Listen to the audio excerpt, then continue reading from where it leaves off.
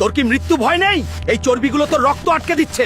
আমি গাজর, তোর রক্তনালী পরিষ্কার করতে এসেছি। আমাকে খা, না হলে তোর পথ অন্ধকার হয়ে যাবে।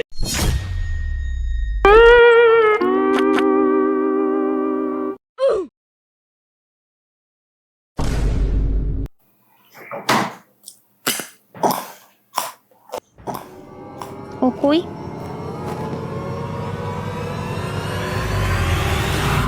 এই তোমার কি হয়েছে? রাত্র কয়টা বাজে? তুমি এখন স্কুলে গাজর খাইতেছো? এমনি